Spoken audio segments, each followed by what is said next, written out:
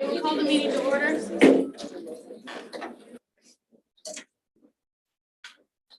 Yes, we have a special guest to help us lead the pledge. Hey, guys.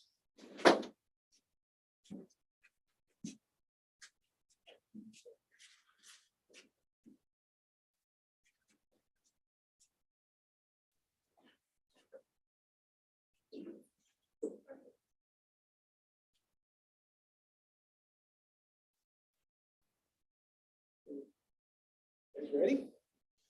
Pledge of allegiance to the flag of the United States of America and to the republic for which it stands, one nation, under God, indivisible, with liberty and justice for all.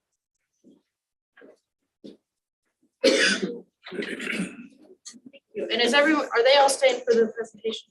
Okay. Didn't want anybody sneaking out. Yeah. Okay. Ask for approval of the agenda. Madam President, I move that we approve the agenda as presented with the following amendments. Additional classified and certified personnel actions for consideration, item E3. Add item H1, unfinished business, 3/4 ton pickup bid. And finally, add item L2, executive session. Is there a second? I'll second. Okay, any discussion? All in favor, please say aye. Aye. Opposed? Okay, motion passed. And we will move on to public comment. Since we didn't know you were coming, Coach Hill, we have you under that. Thanks for coming. Thank you. I have brought our four senior captains today to the meeting. Senior Caleb Weesey, Senior Rex Krotz, Senior Jerry Arteaga, and Senior Ryan Hyman. We're barely 48 hours away from beating Dodge City and bringing the hatchet home, and we wanted to bring that to you and present that to the board this evening at your meeting.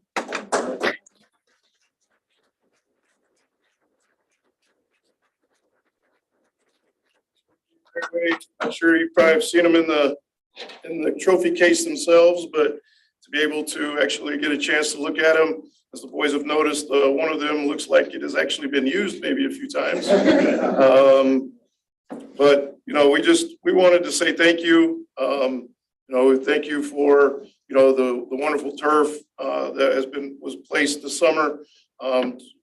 Just been nothing but a pure joy to go out there, and I think the boys have noticed a big difference in the way that it plays compared to the old stuff, and just really appreciate everything. And hopefully these boys are not just captains of the football team, but they are terrific students, leaders within our community, and they're going to be great people beyond the football field as they graduate this coming year. But we've got a lot of work to do between now and then. So, An interesting place that the hatchet game was played this year. Have you ever played that in Wichita before? No, it's the first time it's ever been played on a neutral site in its entire existence. Oh, and both teams had to travel a good distance, and it was wonderful to even have it live streamed, and there was some great sponsors and partners there. And so it was really fun to see how these guys, practice their sportsmanship as well as their talent against the Red Demons. So. Yeah, we've got a great group of kids. We're very proud of who they are and how they represent our community and our school. And, it was fun, but I don't want to do it again. Nothing beats the atmosphere of, even over there at their place. But we are definitely looking to play in the Buffalo Stadium next fall. I want to thank you guys for your commitment, clear from high school down to the lower grades, because I know middle school this year, you guys, and visiting the elementary schools, you made an impact on all those kids. So thank you for that extra time. We're not sure who has as much fun, whether it's our big kids or the little kids at those, but they've had as much fun going to see them and visiting with them as they come to school. And, we hope to kind of keep that tradition alive and keep going so that they get to see them outside their helmet. They actually get to recognize them other than by their jersey number. So. Come through and shake your hand. Yeah, if you would. And would we get a picture with it? Yeah. Kind of like to get a picture with the hat. Sure, absolutely. Absolutely. Congratulations. Take a hand there, Buffalo Pen. Congratulations. I'm sorry, you don't get away. Get away with that one. I don't even know if I should. Congratulations.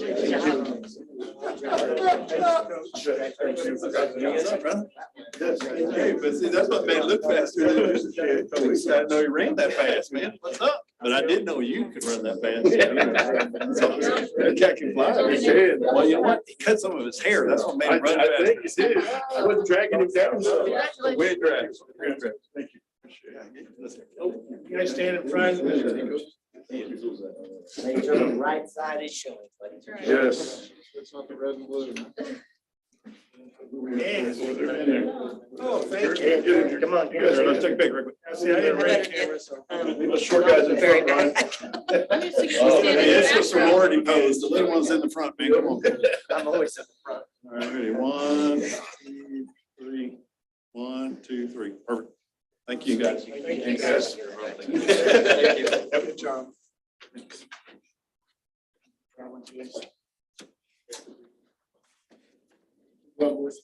Nice, guys.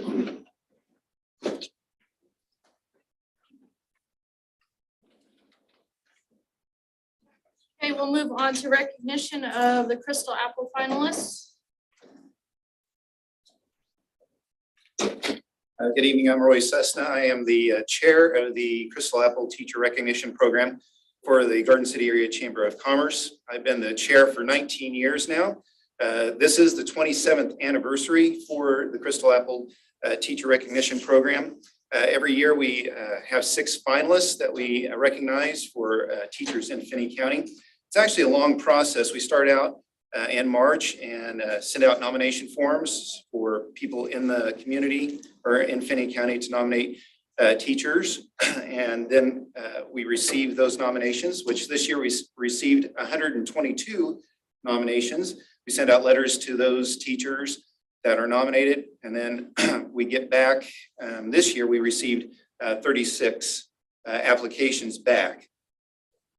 And from those 36 applications, we have a blind read where we have a committee of 3 people read those blindly, and they reduce that down to 12.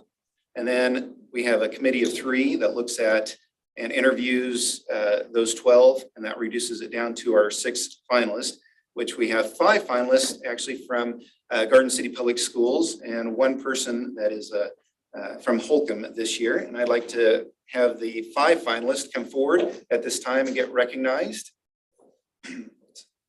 I saw 5 of them here, so Jay, if you'd come up too. So we have beside me, actually I've got a list, but we have Neil Lundgren from Victor and Ellis Elementary School. We have Brian Nelson from Garden City High School. Jose Alfredo Anaya Alcron from Horace Good Middle School. And Amber Potts from Horace Good Middle School, and Jay Edwards from Horace Good Middle School. And then, or from Garden City Achieve. And then our 6th person is actually Jennifer Barnett from Holcomb High School, and that rounds out the 6 finalists this year. So very prestigious award. We'll have a banquet on November 15th or 17th, Thursday, November 17th at the Clarion Inn. And where the 3 teachers will be named Crystal Apple Teacher of the Year. And they will receive, of course, a Crystal Apple certificate showing that they're a Crystal Apple teacher. They'll also receive a iPad as well as a cash award of $1,000.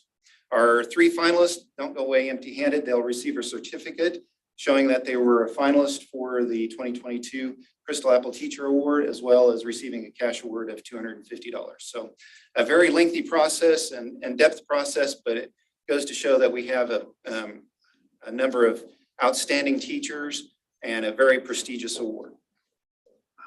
And want to thank all of our sponsors for the Garden City Area Chamber of Commerce who sponsored this event.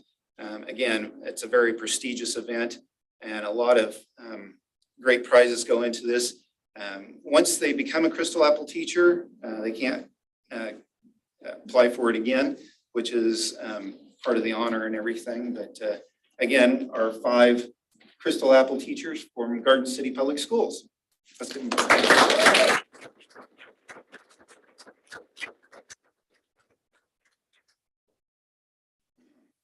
I know, Questions? I'm just proud of them. First of all, I'm proud of the community. And I thank you very much, Roy, for your commitment. 19 years is a commitment. And then the fact that this is a 27-year tradition of the community. And I don't know if it's been the chamber the whole time, but certainly Yes. That's fabulous. And then more specifically and timely, the nominees here that have been successful to get to this point. Thank you so much for what you do. Very proud of you guys, each and every one. Anything else? All right. Thank you very much. Thank you so Hopefully we'll much. see you guys on the 17th of November.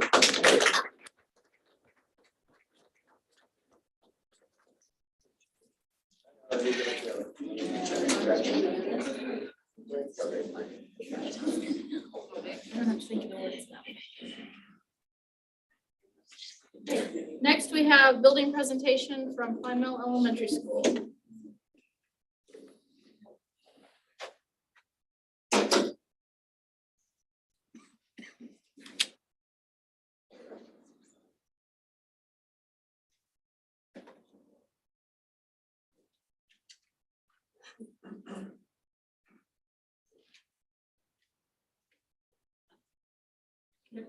Okay.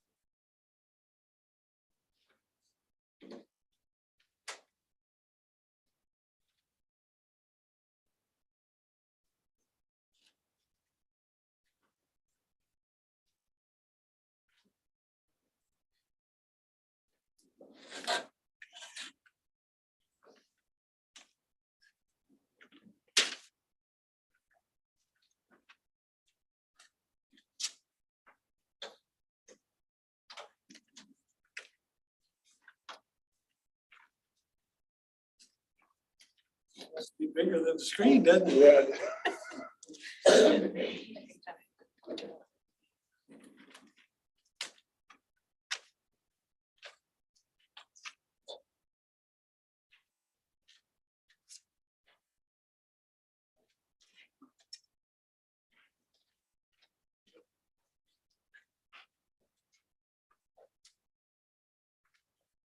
Great. First, we would like to thank you guys for inviting us and allowing us to present. Today, we're going to share how the Plymouth Panthers are lighting the way in our education.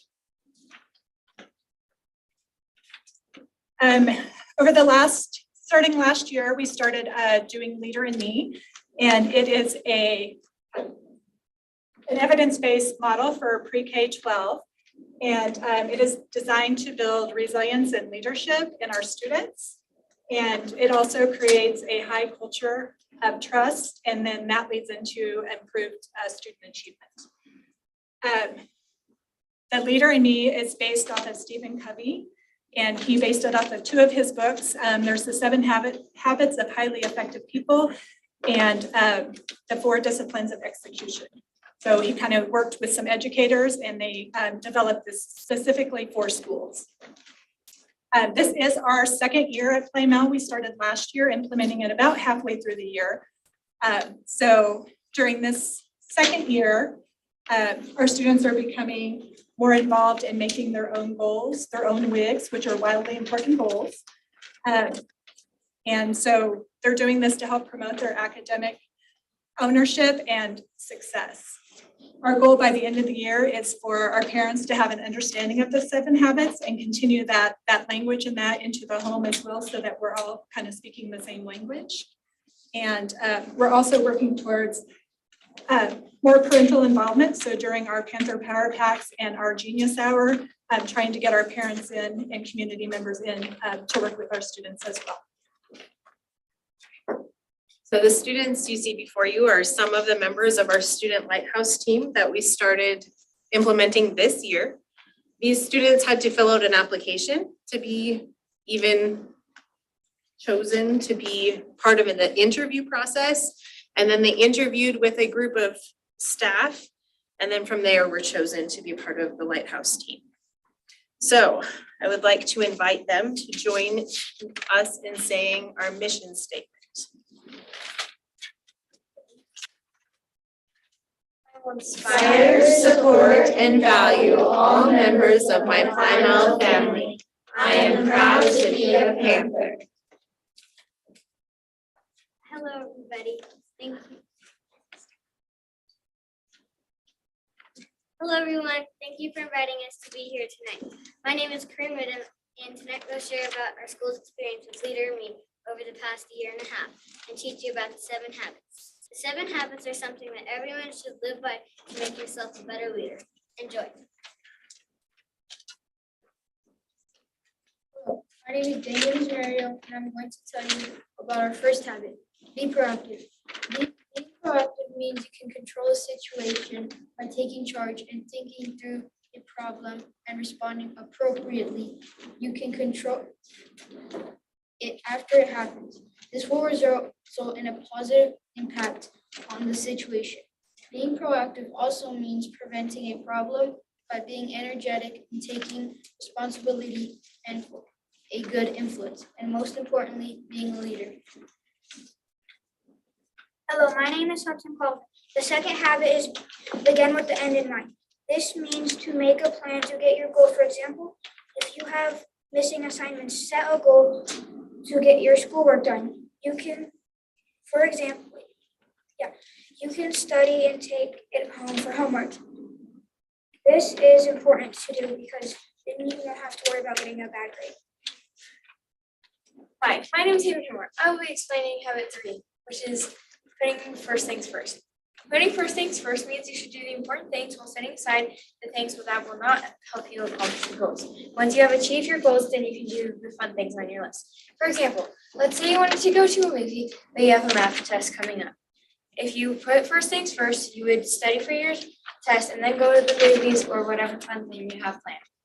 This would help you accomplish your goal, which is to get a good grade on your test. I'm also going to be explaining the private victory, which starts with you. If you master these first 3 habits, then you can celebrate your success with private victory. You should have this in place in your life before you can master other 4 habits that you will learn about next. Here's habit 4 of you. Hi, I'm talking about habit 4. Think win-win. Think win-win means you can come to an agreement where everyone is happy and has no split decisions. Part of think win-win is that sometimes the people involved don't always get what they want. but all the people involved end up with something positive from the choice made. For example, you want to go watch a football game and your friend wants to go bowling. To make this a win-win situation, you could decide to go watch the football game first, but need enough time to make it to the bowl game before going home. Oh, my name is Bradley Shook. Now I will be talking about habit 5. Habit 5 is to seek first to understand, then to be understood. The meaning of habit 5 is to listen to people's ideas and feelings, also seeing their viewpoints without interrupting. Seeking first to understand, then to be understood helps you feel confident in voicing your ideas. This will result in smoother and clearer conversations. Hi, my name is Finn Woodham, and my favorite habit is habit 6, synergize. Synergize means two beds are better than one, which means teamwork. Synergizing means to value differences with those around you and building on each other's strengths. This allows a group to work together and achieve something that an individual someone could not. An example is Josh is struggling with writing a speech, so Sarah comes over to help. Josh's strength is speaking of the big picture, and Sarah's strength is small details in typing.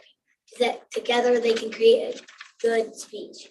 Hi, my name is Charlie, and my favorite habit is habit number 7. The reason I like habit number 7 is because I can review what I've done to improve for the next day. At school, for example, if I have a test about fractions, I need to study and review what I've learned, so that test will be easier. This can also be done outside of school, also by focusing on reviewing my day and how I applied the first 6 habits to make sure I'm prepared for what is next. Hi, I'm Chloe Dennis. Habit 8 is a bonus. This habit is when you are using your voice and inspiring others to use their voice. For example, if somebody's getting picked on, you can stand up for them and encourage them to stand up for themselves. Now, moving on to public victory. A public victory happens when habits 4 through 7 are in place. Your success will be celebrated in a public setting as well.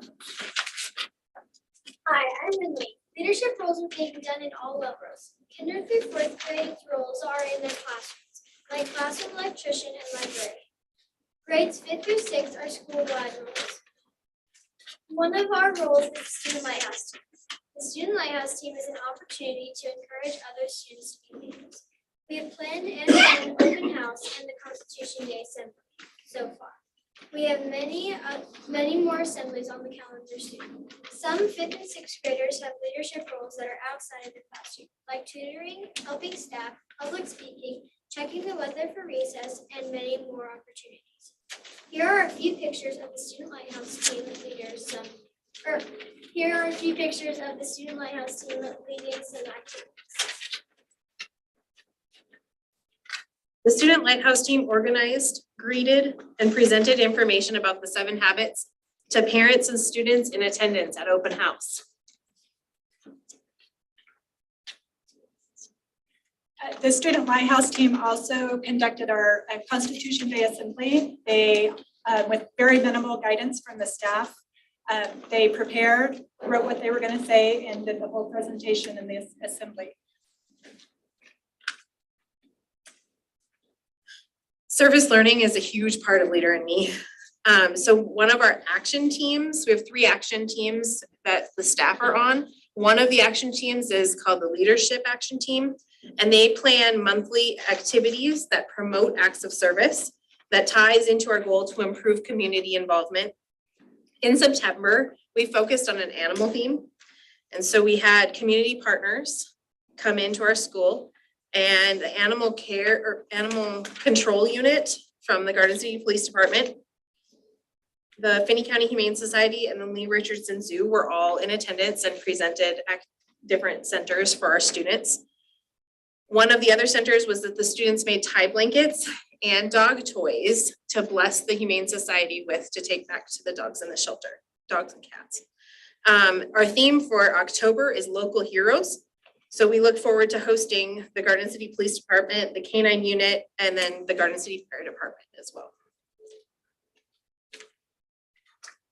Here's a picture of some of our scoreboards and wigs that we have throughout the building. On September 30th, the staff had their Core 2 training, which focused on scoreboards and wigs. And so we started getting those implemented. Students are making their own individual goals based off of their FastBridge data. And then we're tracking it. In the classrooms, they have scoreboards, and then we have scoreboards in the hallway for the whole class, so we can kind of see where everybody is at. I think about half of them started this week, and then our other half will start their goals next week. So. That is our presentation from Plymouth. We appreciate again that you invited us all to present to you and show you all the good things that we're doing with our Leader in Me. Do you guys have any questions for us? That takes a lot of courage to come into a room and speak in front of people you don't know. So I commend you for that. Leadership is hard, and I'm glad to see you're willing to take on that challenge. So good job. They were pretty nervous. We walked in to do the pledge and they were like, oh, there's a lot of people in there. They did an amazing job. Yeah, amazing job and amazing program too. I think that's just fabulous. Yes, we're already seeing a lot of good things coming out of it, and we're just kind of getting ready to start our second year. So I think it'll be great things ahead. So we want to shake your hands, and if you'd like a buffalo or flag, can we have that up here and then maybe get a picture? It'll work. If you Congratulations.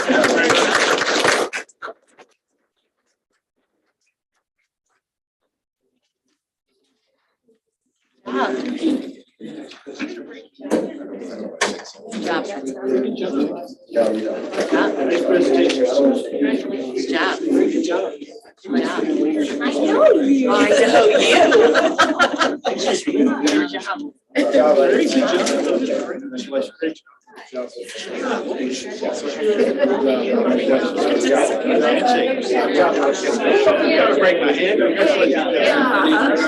Nice job. Hey, good job. Congratulations, sir.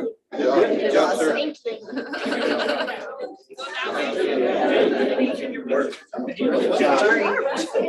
for having me. It looks like a lot of fun. Good job. You did a good job. You know what? You did do a good job. All right.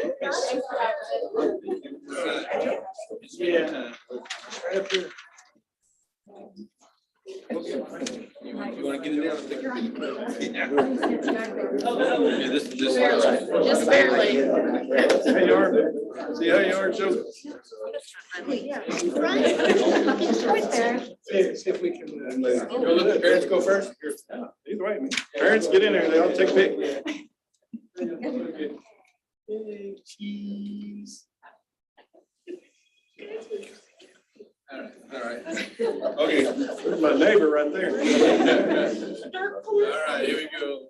Should be mowing my lawn. All right, looks good. Thank y'all. Should be mowing my lawn. Good job, guys. Thanks, guys. Thank you. Thank you. Thank you. Thank you, guys.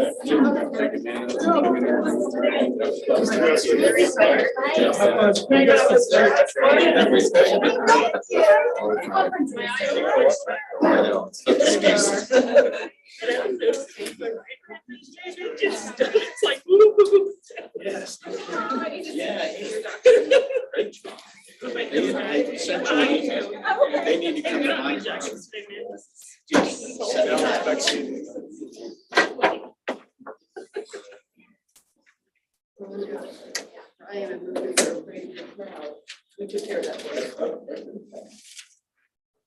I got one heckler. Just one. Oh, no, I got multiple hecklers. Never mind. we will move, oh, do we have any correspondence? Okay, we'll move on to the consent agenda. Madam President, I move that we adopt the consent agenda as presented. There's a second. I'll second. Any discussion? I did have a question, which I think is maybe you can answer. And you've mentioned it to me, but I just wanted to remember the activity bus that's on here. Was that in something we planned in the long-term plan to purchase and it's just come up? This would have, excuse me, this was on the docket to probably purchase in the spring. Okay. But due to some of the issues with bus number 102, which is now, it's no longer in service due to leaking head where the oil just won't stay pressured. We're requesting to move the purchase up to this month. National Bus Service has the opportunity, it has the chassis already in place. We could get it, they could start production on it as soon as we give them the go, potentially have it by January and February. So this will be similar to the newest model with that DXL air conditioning unit, where it's the double unit, not the original models that we have that's numbers 105 and 106. This will be similar to number 107, bus 107. Yep. Yeah, it was. You explained it better than I would. It was originally for, I think, Charlie talked about bringing it in March or April. And that's when it was originally planned to, but we were just requesting to move it up so we could go ahead and get it. Have it for the spring events in case the weather gets warm again. Normally, we've been having issues on the air conditioning side of things. It's when it's that June, July, August, September opportunities. And then also knowing when we get to the spring, we don't have enough. With 102 down, we don't have enough activity buses to get all of the events covered. So this will help us with that. And I also think just the order of it to be quicker, and I think there's a little bit of a price break. Yeah, about 20,000. Because it's already in stock, ready to go versus having to build one out. Okay, all in favor of approving the consent agenda, please say aye. Aye. Opposed? Okay, motion passed. Next, we have the board goals update, post-secondary success.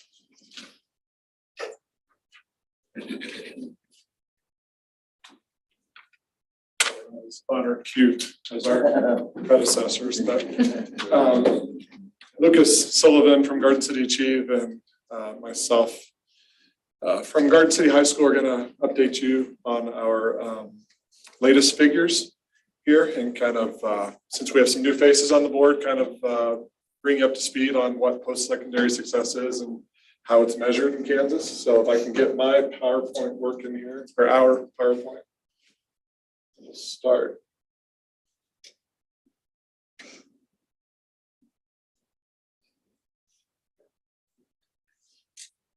Yep. So just a little bit about post-secondary success. In Kansas, we are kind of evaluated every year, not only on our graduation rate and how many students we graduate, but also what happens in the first 2 years after they graduate. And so for us, or I guess for the state, there are 4 criteria that kind of check, it's not on there, that kind of check the boxes as far as post-secondary success goes. One is that a student while in high school earns an industry recognized certification. Number 2 is that they earn a certification post-secondary, so in the first 2 years after they graduate. The third way that they can meet this requirement is if they earn a degree in the first 2 years after graduation, would most likely be an associate's degree, of course. And then the other way that they can check this box is if they persist to a second year and enroll in a second year of post-secondary after graduating high school. So on top of the graduation rate, we figure in those 4 things. Military doesn't count for anybody, I guess. I don't have a good answer on why that is, other than I think it's really hard to track by the state. And so military doesn't count for any of the schools in Kansas.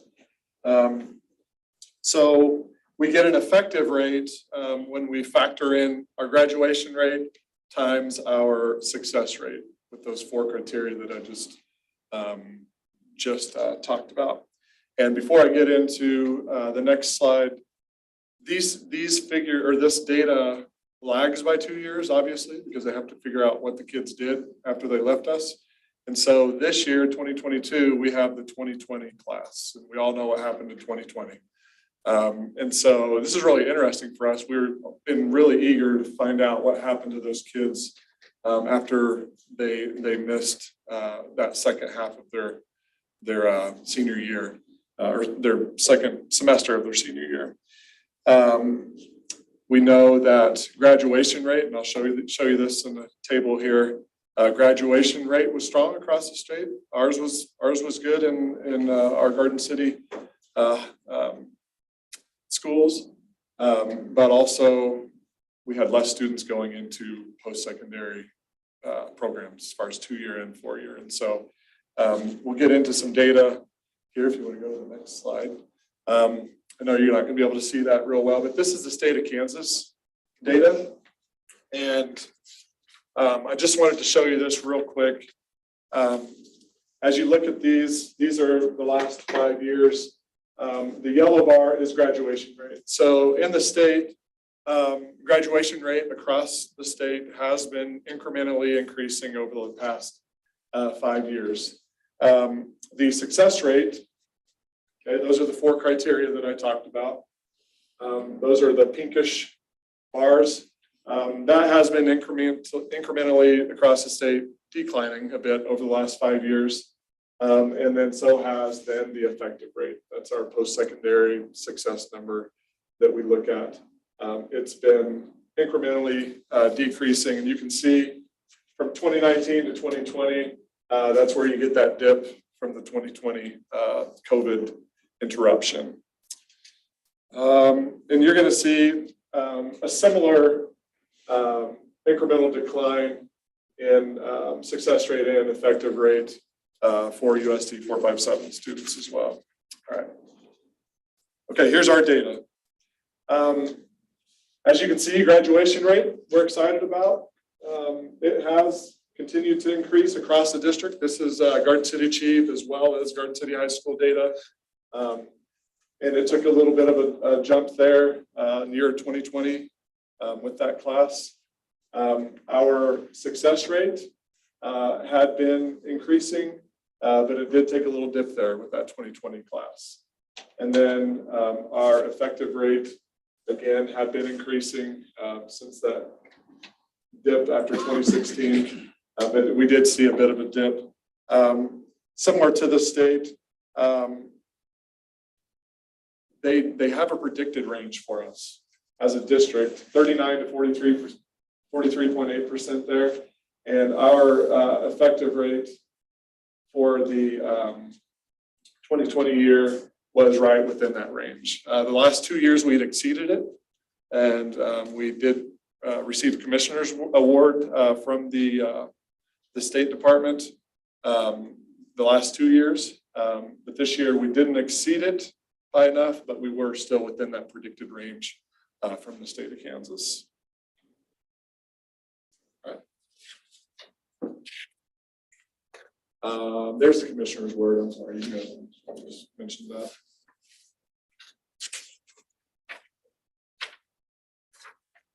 All right, just a little bit, Garden City High School's data, the data just for our school. The trend is similar to the district trend. 2020 graduation rate was just over 90%. Success rate, again, you're going to see that little dip in the pink where that class of 2020, we did see a bit of a dip there as well, that COVID return fog. And then effective rate also, just like our district data and state data, did take a bit of a dip there. So we've been reflecting on this. We know that post-COVID, that the data shows that there are less students nationwide going into 4-year and 2-year programs. The percentages you see vary depending on what data you're looking at, but anywhere from 5 to 10%. So it's pretty significant. So our graduation rate, we still expect it to keep climbing. So the way we're going to move the needle is getting back with those kids and continuing to push that college going and technical school and post-secondary focus, but also really taking inventory of what certifications are available and which ones in Garden City that we could offer.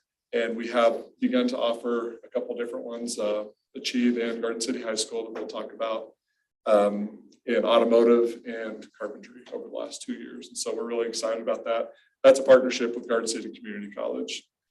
And then the next, upon reflecting, at Garden City High School, we've tried to focus on this idea of diploma plus, which means, yeah, you got your credits and you've completed all those requirements, but what can we do on top of that to make you more marketable in the workforce, or help you to persist in a degree program or a post-secondary certificate program. So this, you'll continue to hear about this. These are our goal over the next several years is for 100% of our students to earn one of these market value assets. We won't go into a whole lot of detail. We could do a whole presentation just on this idea. But the reason I wanted to throw it in is this is how we're hoping to continue to move the needle for our post-secondary success beyond graduation rate. Next. Okay, and then just some of we're not going to go into too much detail here, but I wanted to just kind of provide you with a beginning list of some of the things that we do at Garden City High School to help move the needle. And one of them is, especially, this year, we've really tried to cultivate and maintain a culture of high expectations, and that's behavior, academic, attendance, all of those things. And we really try to hammer home to our staff to maintain that throughout the year. We always start at this level at the beginning of the year, and we kind of find ourselves allowing more, and we want to really maintain that high culture throughout the year. Individual plans of studies, we continue work there. We were, as a district, I believe, the Copper, it's a district, right? Yeah. As a district, we were recognized with a Copper Star by the Kansas State Department of Education. And that's based on a score on an implementation rubric. And I see Glenda shaking her head, so I think I have that right. But so we're excited to continue that process of developing individualized plans of study. Student support, academic. We've continued to try to increase our upper level course offerings for our kids, and then at the same time providing just-in-time support for those kids that are needing those supports. Social emotional focus as well. We're trying to get that integrated throughout the curriculum, not only in just a mentoring class where we're doing social emotional lessons, but throughout the curriculum in all classes. We continue to really value our partnership with GCCC, Garden City Community College. We continue to every year try to offer more and more. We're somewhere in the neighborhood of just under 25 offerings this semester for dual credit courses that our students can take. College planning, including visits. Our college planning conference is coming up this month. Participation in college application month and the Apply Kansas event. You'll see more on that on social media. But we do have our academy counselors that do a lot of work in this area. We have a full-time career counselor now, and then also a career advisor through Kansas State University. Work-based learning, we've really tried to increase that. It's a very popular offering now with our kids, but getting actual credit for going out and getting workplace experiences. And we have several classes where those shadowing experiences are embedded. Health rotations and teaching, early childhood are just a few of those. Communities and Schools provides a link to community resources to our students. We have a full-time coordinator there in our building. Jobs for America's Graduates, they work on employability, connections in the workforce, and then also placement after high school. Mentoring opportunities, we have our students going out and mentoring other students. Leadership opportunities. We have several different councils that our students serve on, as well as classes. Peer leadership and Stuco being a couple of them. Creative scheduling, some of you maybe have heard a little bit this semester. We have done a block. I believe we've done that 4 times now, could be wrong. But one of the reasons we did that is we really want to make career connections inside and outside of the school. We want the door swinging both ways. So we have classes taking that 80 or that 105-minute chunk and actually going out, and we had a visit to a feed yard. We just had a visit to the bison range, the Santage bison range. So using some creative scheduling. And then the last one I have there on the list is Avid. We continue to be an Avid school, and the program itself targets first-generation college students, academic strategies school-wide, and then also college visits. So all of those things, I'm sorry, I've been talking too long, but we want to wrap these kids in a cocoon of support, and hopefully we continue to see the needle moving as far as our success rate. A lot of good things happening with Achieve, some overlap there. I did, with our Apply Kansas event, we were recognized as an all-star high school for participating in the Apply Kansas event, the FAFSA event, and then also College Signing Day last year. And the last slide is that copper. I already talked about that copper recognition. So Lucas, it's all yours. All right, thank you, Ryan. No, you're good. Thank you, and thank you for talking a little bit about what exactly the post-secondary success. I think at Achieve, we had to kind of change what the finish line was. For so long, the finish line was graduation, that diploma. And now that's just that's half the race. What are we doing after we graduate? And just having those discussions with kids after we graduate, and what can we do? Okay, you want to go work at Tyson after high school, and that's fine, but what certifications, what skills can we give you to go be a supervisor at Tyson or go up the chain there? So just those type of skills and those type of things we've got going on Achieve. Yeah. And so our data probably isn't as pretty as the high schools, but I feel like we're heading in the right direction. Number one is graduation rate. If you're not graduating kids, you're not going to have the post-secondary success data. So I feel like we're headed in the right direction there as far as that data. Yes, can we do better on our on the 5-year success average, a 5-year effective average? Yes, and that's having conversations with, okay, we're not done with the educational process at graduation time in May. Okay, so just having those conversations and telling kids, hey, what's out there? If it's what's the barriers? If it's economic barrier, is it, I've never been out of Garden City, I don't know what's out there. Those are just some of the barriers that we're trying to knock down for our kids. One thing that we've really had success with is our monthly career connections, bringing in businesses in to talk to our kids. Here's just a list that we do a inventory with our kids. What are you interested in? What do you want to go into? What do you want to see? And we've had different groups come in.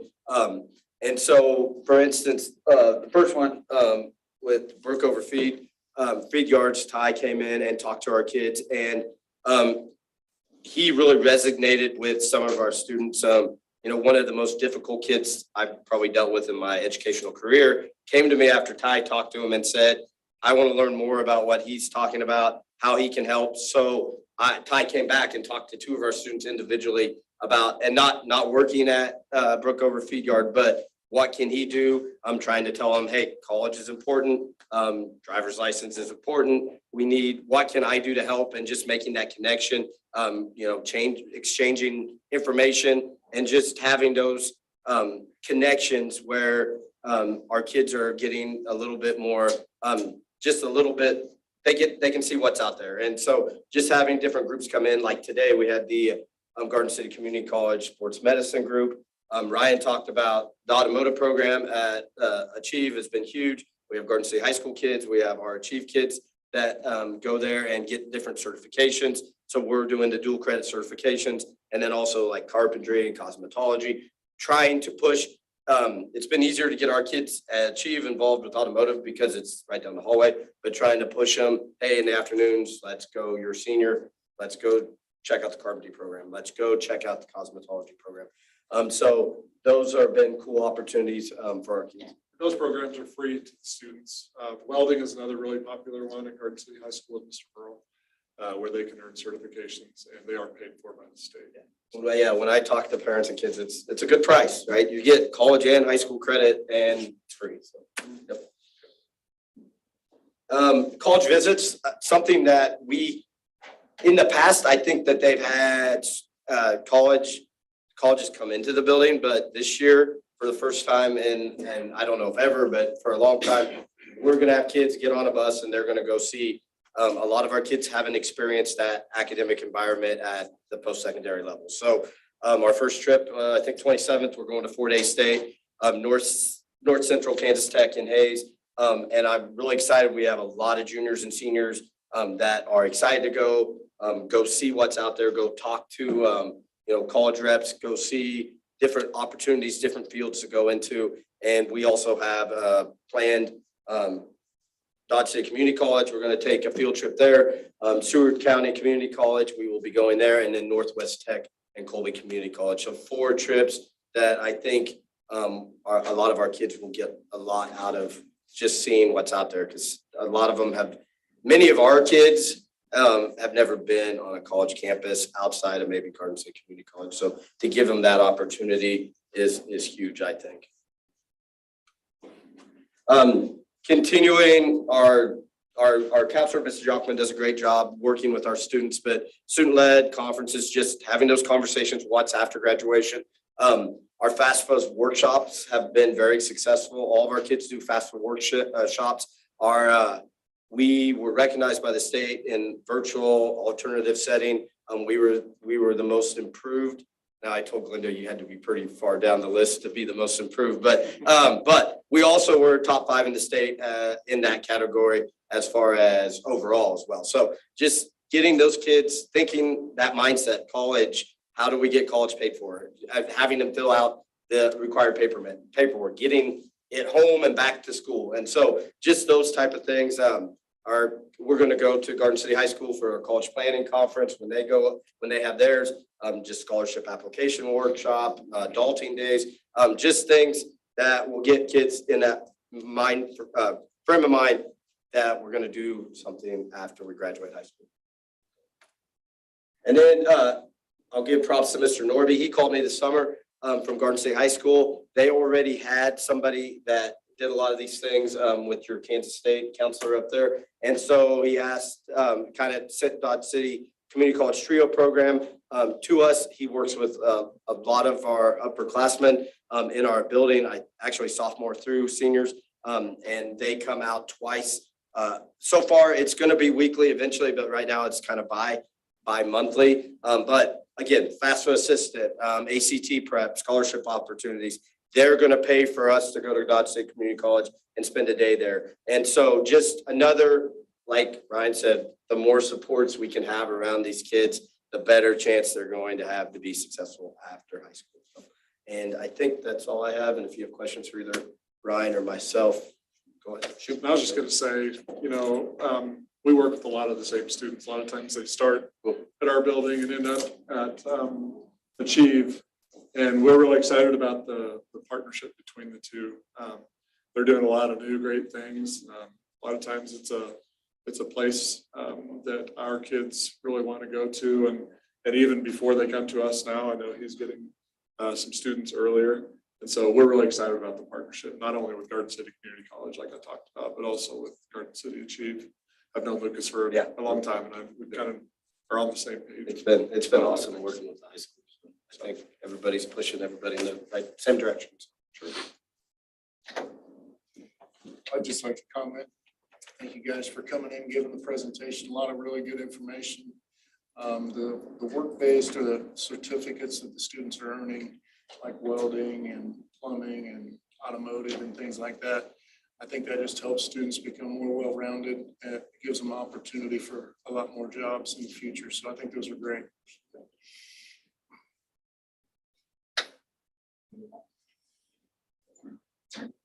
Yeah, I just, again, I think there are challenges with this whole state process of post-secondary success, including the military critter.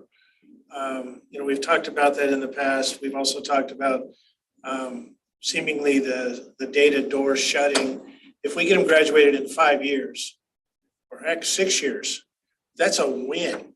And yet, okay, we can't count them. I'm still correct, right? We can't count those in the numbers. It's a 4-year cohort. They count towards a 5-year, but. 4 years. But with that said, still, as a community, that's a win. And so I can't help but be excited that we stick with them, or they stick with us, whatever the right thinking process is. I still think in the numbers here, of course, you can squint your eyes and as a statistician say, hey, there's real success right here in these numbers. The trends are still good. They're not bad. And even with what we and others went through with the last couple of years, from the standpoint of not only community, but also the culture in our schools and for our students and families, I still think there's a reason to be excited with the presentation you gave and the kind of backing that we're providing those students and opportunities to succeed. I think there's a lot of reason for not only excitement, but for gratitude from the community to you all and how the district team is working to help these kids with their success now and post high school. Yeah, our teachers, counselors are doing amazing things, and our classified staff, it takes everybody. So, top down. Yeah, I mean, we can cheer for the hatchet, but we can also cheer for these numbers. These are the big deal. Sure. So thank you. Thank you. Appreciate it. Curriculum report, Jason. I'm not gonna be able to follow those guys. Even though Mr. Ming and I have the same barber. Once a week, whether I need it or not. It's twice a week now. It's great.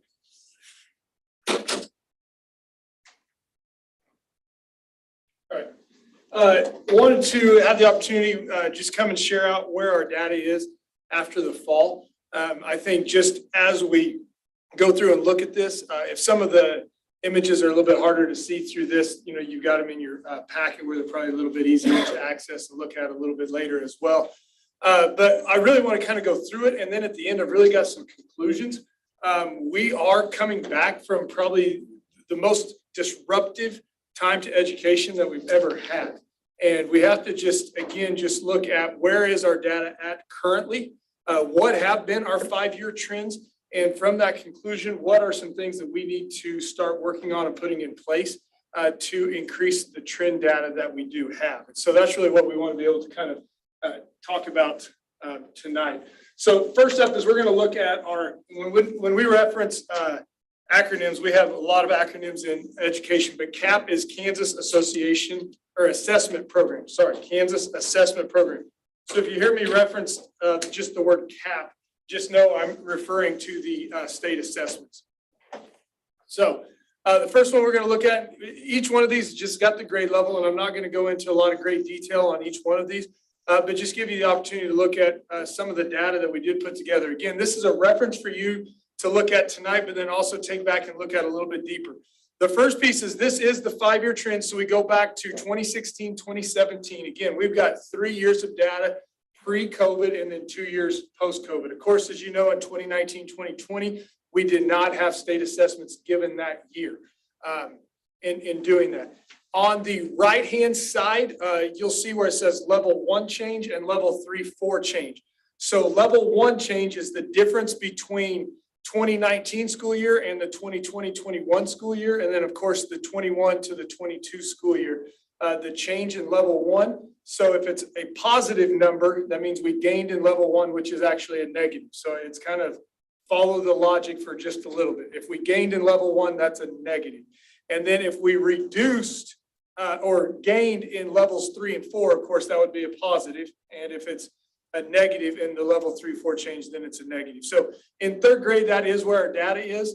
A lot of our numbers, when we look at it, we are not comparable to the state. We are below the state on most of our classes. I do have two grade levels I'm going to point out where we are at or better than the state average. But for the most part, we are below the state average on most of those data sets. So in third grade math, we have 39% in level 1, and in third grade ELA, 39%, and in math, we're 31%. State Board of Education met last week. I'm prefacing because when I get to the high school, we don't have the up-to-date math numbers for the high school because they were just released on Thursday. Haven't had time to get them in there, but I will get those to you guys in just a minute with Mike update, let you know what our high school math numbers were for last year. But the state came out and was very adamant last week at the State Board of Education meeting to ensure we understand what each level means. And I talked about it last year at the board meeting, but I just want to go over that again. Level 1 is students do not have the basic skills to be college and career ready. So level 1 is they do not have the basic skills. Level 2, students have the basic skills to be on track for college and career ready. Level 3, students are proficient in the skills needed to be college and career ready. And level 4, students are already college and career ready at that time, meaning they have all the skills necessary. What we really want to be able to also understand is in level 2, so if you think of this as a continuum, the breakdown between level 2 and 3 sometimes is where some of our detractors in the state determine what is success and what isn't success. The average ACT score to get entrance into college is either a 17 or an 18. It falls somewhere in between that just to be accepted to college. So if you have a composite score of 17 or 18 on an ACT, you will be accepted into college unless you have, some other outstanding kind of significant concerns. But academically speaking, they say that. In level 2, if you think all the way across level 2, the breaking point between level 2 and level 3 is a 22 on the ACT. So to score above a 22 on the ACT would be equivalent to a level 3 on the state assessment. So anything 22 and below is still, or between 17 and a 22 is level 2. And so we see that is still on track. Doesn't mean that's the best, doesn't mean we're going to settle for there, but level 2 is not below any kind of proficiency scale. Our state is one of the few that only uses 4 versus 5, where a lot of states use 5 for doing that. So we're really just looking at the amount of students in level 1, and those are the students we're really wanting to move out. Commissioner Watson last week challenged each district in the state of Kansas to reduce their number of level 1s this year. That's his challenge to us. So you'll see some of that regarded in here. Level 4 or fourth grade, this is last year where we did outperform the state in fourth grade ELA, which is the top data set. We only had 20% of our students in level 1. The state average was 22%. So we were ahead of the state in fourth grade ELA. And we had 43% of our students in level 2. As you can see, there is not a real significant change from 21 to the 22 school year, but we did have a significant jump in our level 4 scores there. Same thing with math. So fourth grade, we really had a strong year last year. Again, students that were in second grade last year are going to be in third grade this year. They were students that were in kindergarten when COVID happened. So if it gives you a little bit of reference. Third graders were in first grade when they were sent home for COVID. Fourth grade was in second grade. Again, those are some of those foundational years, and we'll see some other data to support some needs there. Fifth grade, we did see fifth grade math, and you'll start to see a trend with some of our math data that we really, in math, fourth and fifth and sixth grade started reducing the amount of students out of level 1 and increasing our students into level 4. I do think that has a lot to do with the consistency of the math curriculum that had been in place for 7 years. And of course, we kept on with the same math curriculum going forward. So we should be able to expect some similar results and not have much drop off. In sixth grade, we saw the increase in math in level 4, but also in sixth grade ELA, we did see a decrease of level 1 and an increase of our level 3 and 4. So we're starting to see some really good data trends in those middle grades. Again, these were students in sixth grade that their schooling was disrupted when they were in third grade. So they had a lot of the foundational skills built before they lost some instruction time. So I'm going to keep hammering that. So I hope you see a theme coming, that foundational skills being very important. Seventh grade, our seventh grade had a very outstanding year the last couple of years, especially last year in both math and ELA.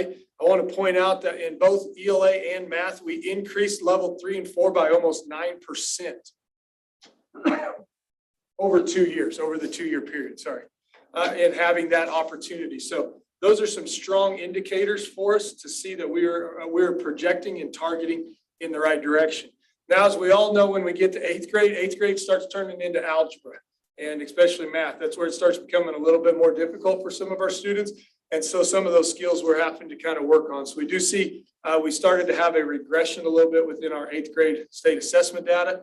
And then when we got into high school, we're still seeing some of that trend of regression a little bit there. Again, there at the bottom, you see the blue bars. That's our math scores that were they were just approved by the state board last week.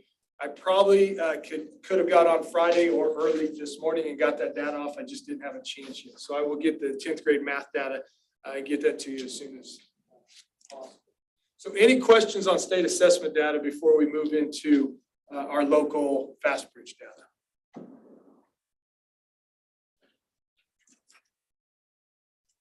I know last year we had a really vigorous discussion, so I'm kind of ready for it. Okay. Again, if you have any questions, ask them when you want. I put this chart in there. This is for you guys to really look. I know it's a little bit difficult to see towards the bottom, but this is what I call an apples to apples chart. So if you look at the top, it's the class of 26. So this is our current freshmen and their last 5 years of data as the same class going through, how they did. So this would have been their 8th grade year, their 7th grade year, 6th, 5th, and 4th. And then you can kind of see, we do have the same trend kind of going on, is that we reduce our level of ones to, 4th or 5th grade area, and then they start to grow back a little bit. And I think we have some data coming up to support some of our conclusions for why that happens. We do right now, I will continue what I call the apples to apples chart. I've got it from the class of 23 all the way down to the class of 34, which is our current first graders. And so we'll just keep that data trend going to see how the class goes. What we did notice as we've analyzed it, there are some classes that as they go through, they have better trend data than maybe other classes. But for the most part, we start off 3rd and 4th grade. We really start to get some really good data. In math, we go 3rd, 4th, 5th, and 6th grade. We get pretty good data. And then we start trending the other way. Multiple things for that. Test fatigue, increasing the rigor in the standards, and then moving on to more complicated subject matter in those other tests. But I think part of our thing we're going to talk about is the missing foundation underneath that causes that complexity to really show its ugly head as it gets a little bit later. Keep hitting the clicker the wrong way. So FastBridge, we're going to do the same thing where we're going to look at FastBridge data that came starting in 2018 and come into 2022, just to see what we would kind of call that COVID dip. So in 2018, on the left side is our ELA. There should be a header above it says ELA and math. But in 2018, we were 54% of the district was above benchmark. Above benchmark is above the 50th percentile nationwide. So if we lined 100 kids up and you rank them academically from 1 to 100, the 50th student, which we would be considering the average or the norm for that group of students, we had 54% of our students scored at or above the average norm for that testing. We went to 52%, 52%, and then we have settled down to 47% this year above benchmark. Math is on the right-hand side. We're at 52%, 48%, and then or 40, that's not 48, that's 46, and then we've climbed back up to 47% in doing that. So I can confidently say that we are outside of our last set of reading data, which I could go into 3 or 4 reasons why our data is what it is this year, but our high school, our 9th through 12th graders, their data looks funky. Like I think something happened during the testing window because they dropped to 21% in 1 year. And so that just doesn't happen when consistently the high school's been at 65 to 67% above benchmark in the high school for reading scores, and they're at 42% this year. So we're trying to figure out what's going on. We're wondering if there's some data issues or data mining that just didn't happen correctly. So I think that's why our reading data is a little bit lower than what our math data. Our other data that we're looking at in terms of common assessments and local data shows that we've rebounded back to the level we were pre-pandemic. We haven't exceeded or gone beyond it, but we're at least back to the pre-pandemic level in doing that. Okay.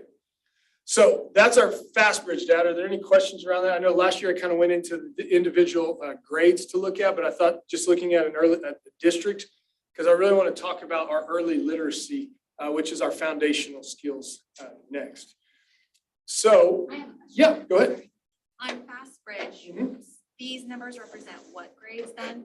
The entire district, K-12. Okay, so when you're talking about the high school taking a serious, like a 21 point dip with that. So in this 47%, in this 47% above and 53% below, that's representative of our fall data from this year. This is fall of 22, fall of 21, fall of 19, fall of 18. These are the two before COVID, the two after COVID. Because I can't make FastBridge do a chart by just removing one school. But when I calculated it, just taking out all of the amount of the high school students, which would be 1,984 students, out of that calculation, it jumped us up to about 54%. So that is inclusive of that. Yes. That's why, but it's a weird thing because all of the years of data we have for the high school is in the mid 60s. And all of a sudden, just this year, there was this large, like big jump. So something had to happen weird because that's just a statistical anomaly in my opinion. Thank you. Okay, great question. Okay, so early literacy, what we do know and what we have found over the last 5 to 6 years is there's been really a shift to what we call the science of reading and understanding how the brain is wired and how the brain wires during infancy and early childhood to develop the ability to read. English is the most complex language there is because of the way that we have used spelling, the way that we use different sounds and letters to represent multiple different things. And so COVID has really provided an opportunity to see when you miss out on teaching those skills explicitly because they're either A, not in school, B, they're sick in quarantine, or D, they just can't see how the mouth forms those shapes. It becomes a difficult opportunity for our students to build on those skills to be able to apply them later when it's reading. There is kind of a concept of we learn to read and then we read to learn. And so this phase of learning to read is how do I put letters and sounds together to make words? How do I put words together with other words to make sentences? And then how do I read multiple sentences to make meaning of what I'm reading? And so what we're going to talk about today is some really specific tests that a lot of people, I'm not going to go into all of the details about it, but I want to talk about how these tests we feel are very important to what our students can and can't do and speaks to some of our goals that we're going to have academically. So in kindergarten, these are all scores from this fall. So what we just completed in September. Again, kindergartners that come into us, our expectations for their ability to score on things usually has to do with two things. Either they had some sort of early childhood or they have a system at home where parents were being able to support these things. So for us, this first little graph on the left is kindergarten, what we call onset sounds. Do they know the beginning sounds? Do they know if I go, what is that letter? What is that sound? So 40.6% of our students had onset sounds when they came into school. We feel like that's a pretty successful number. Our goal would be 50%, which means we need to partner and work with some of our local groups and continue working with Garfield Early Childhood on providing some of those opportunities. We have yet to get the data, and Nick Pasick, our data information specialist, is working on that. But we're going to start what we call tagging students that attend Garfield into our data mines, and we could be able to pull out. We are making a strong correlation that 40%, most if not all of that 40% are students that attended Garfield because of the early exposure that they got to literacy skills. The second, yeah. On that. We had talked in the past as a community and as a district about the importance of good childcare. Yes.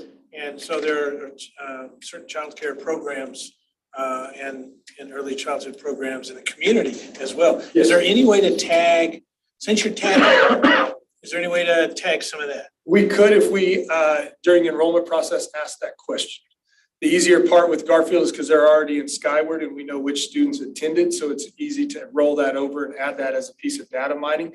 So during an enrollment phase, it would just be asking questions of, did you attend a daycare, a daycare center that provided an educational opportunity, and mark that. The only reason I ask that is because, of course, as a community, we talked about investments, both as a district and as a community in those resources in order to achieve some of these things, not only teacher retention and employees in the community, but so it would be kind of an opportunity if there was a way to do it. Yep, yeah, with data, there's a way to do anything. It's just a matter of setting up the parameters. As you said, a little bit about being a data scientist, we can make the numbers say whatever we want them to say. But having the opportunity to tag those kids.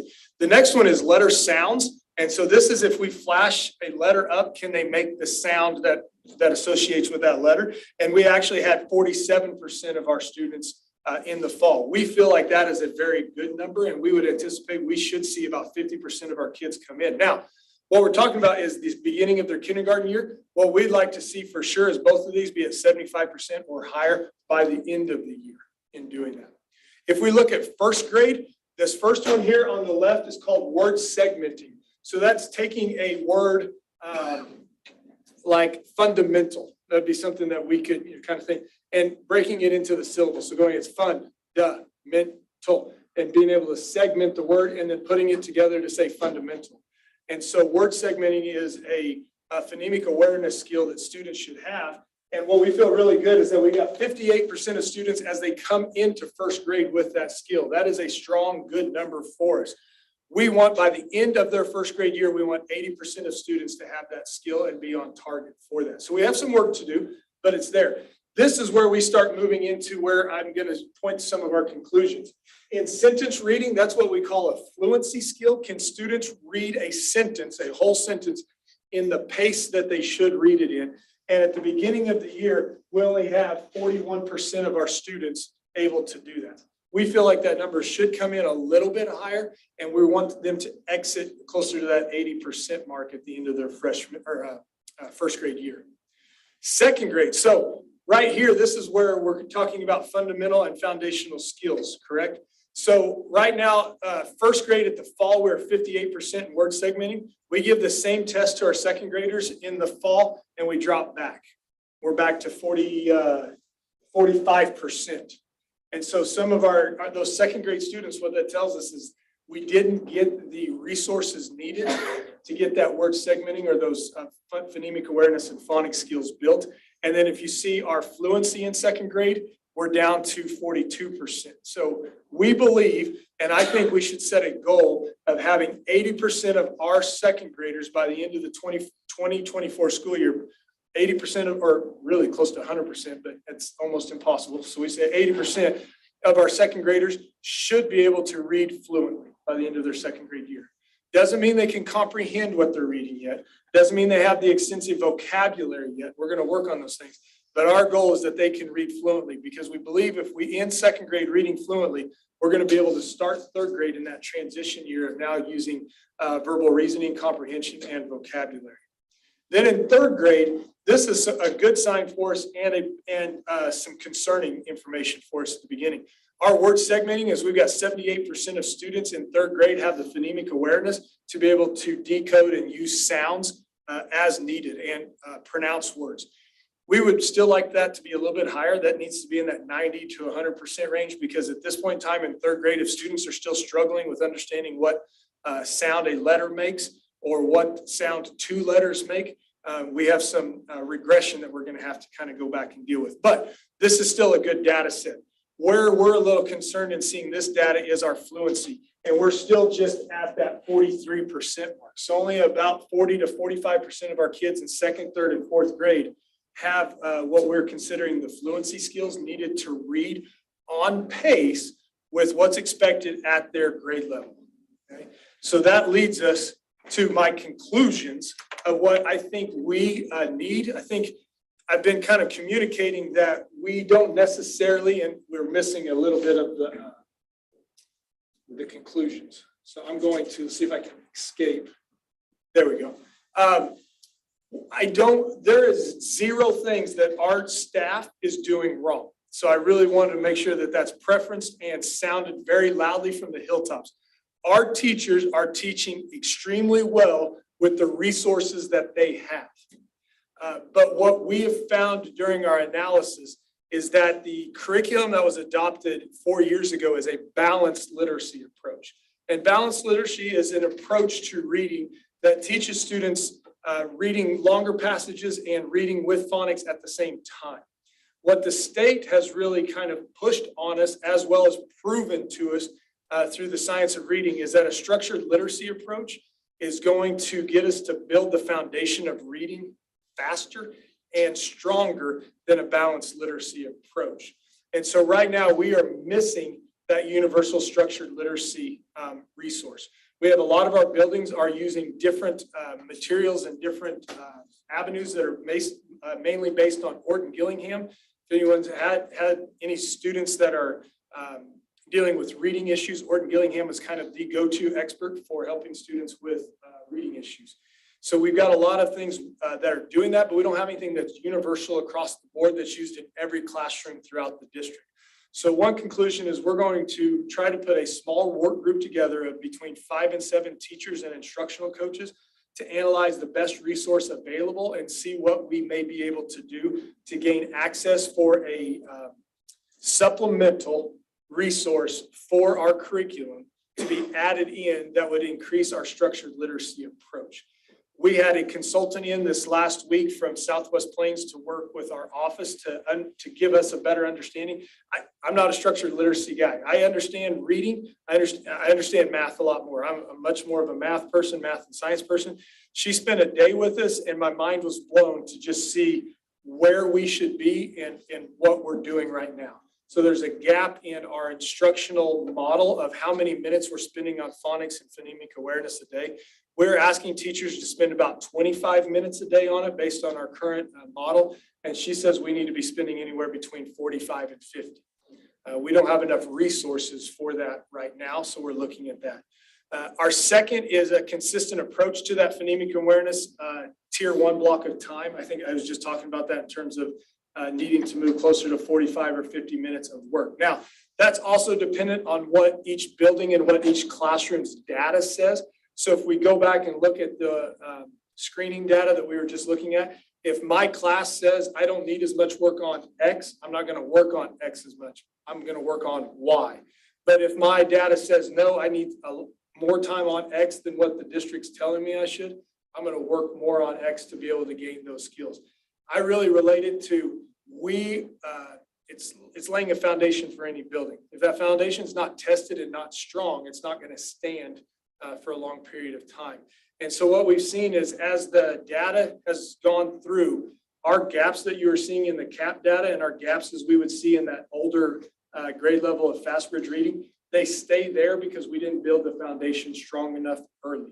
And again, this is a no fault to anyone. This is just the opportunity that we see now based on understanding of the science of reading.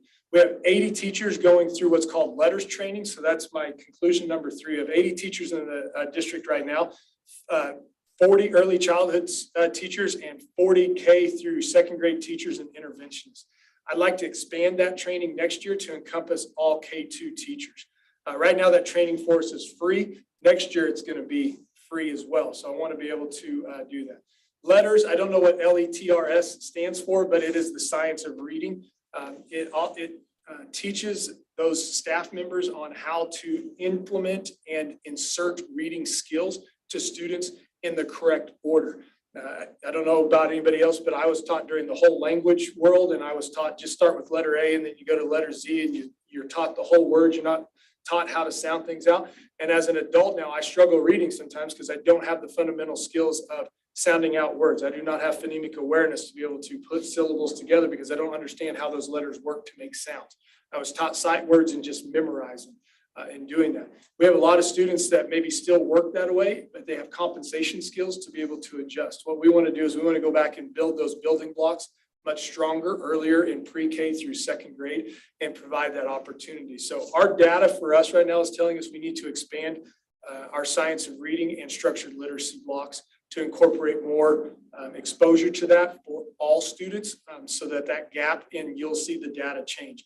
It's kind of one of those things when you take your car to a mechanic, they run that diagnostic test and they say, oh, you just didn't tighten your gas cap one click, too tight. And you're like, my engine light's been on for weeks. I've wasted, I had to spend $200 to come in for you to tell me my gas cap wasn't tight enough. That's kind of what we see. We have a really, really good thing going on. We got a lot of great education. There's more energy in the buildings that we've seen. We just see this one little thing we want to add, and it's a resource that we in our Office of Instruction have not provided for the teachers to be able to get this going for our students. So we're going to kind of work on that. Hopefully have something to present to you in the spring about this is what we'd like our structured literacy block to look like. And here's the resource that we're probably going to purchase in going that way. Okay. That was a little bit of a verbal vomit, so I apologize. Do you have any questions? Yeah. Yes. So I just want to make sure that because that was a lot of information. Yes, I apologize. I get that. No, so I just want to make sure that that I have the right information. So when you said that there's no universal structured literacy resource, and that buildings are using, does that mean buildings are using different curriculum? Is that what you said? So they're using right now anything that's what's called on our tier 2 protocol. So Hagerty, 95%, Wilson Reading System, foundations. There's 4 or 5 structured literacy curriculums that we have on our tier 2 for interventions. So they're taking that and putting it into their tier 1 curriculum to support a higher level of phonics and phonemic awareness instruction at this time. Okay, so they didn't have something set earlier, so they're using this other Correct. curriculum to then help them with these tier 1 students. We're putting a Band-Aid on it right now. Okay, and so when we, as a board, approve curriculum for, let's say, the elementary school, teachers, did we not have an approved curriculum at all in previous years, or the curriculum that we have is not adequate curriculum for all levels? Yes, that would be the better answer, is that the current curriculum we have is not adequate for phonics and phonemic awareness instruction. That's one of the big 5 of reading. Our curriculum and the other parts are knock it out of the park of the 4 of the 5. But it's just right now not hitting the needs that we have. When this curriculum was purchased, I think it was the 17-18 school year, or it was started in 18-19. So it was purchased in the spring of 18. At that time, the science of reading and some of the, like the dyslexia law and some of that just wasn't really coming into fruition yet. So a balanced literacy approach was what was the best bet at that time. Information and research tells us a little bit differently. Unfortunately, 4 or 5 years, it changes pretty quick. And then I just want to make sure too, when you were talking about where you feel the percentage of on target should be, and you mentioned, numbers from around 75%, 80%, 90%. Those numbers are really high, and it's not that and we've all talked about rigor and expectation that we definitely want that to be high. But considering our population and the number of students that we come in with maybe English as a second language, is that taken into consideration when you put those?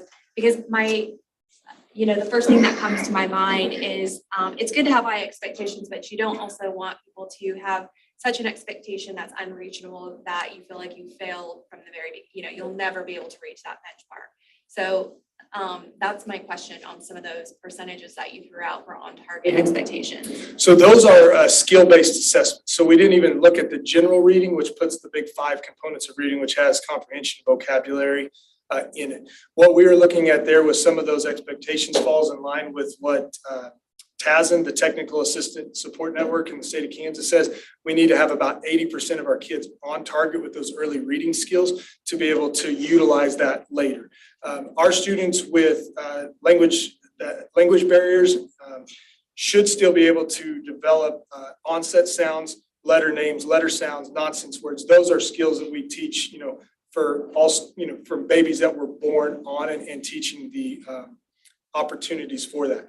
Where we see some of what you're referencing, Dana, what we see is sometimes our newcomers that are coming in 5th and 6th grade, and we're having to kind of back up and teach some of those letter sounds, letter names, some of that phonemic awareness in our intermediate and middle school areas, which gives us a little bit more difficulty. We're really focused on when we have kids in kindergarten, 1st and 2nd grade, ensuring we have that base. And we believe students that come from second language homes will be able to achieve those skills, as well as students that come from English as their first language. And the data is consistent with that. Yeah, it should be. What we do see, so the numbers I'm giving to you is the fall of right now. And what we like to say is by the spring is where we'd like to see that 75, 80%. So if we're at 58% right now, we've got about 22% of our students that need some extra support in the classroom or need a stronger structured literacy program to get them to that 80%.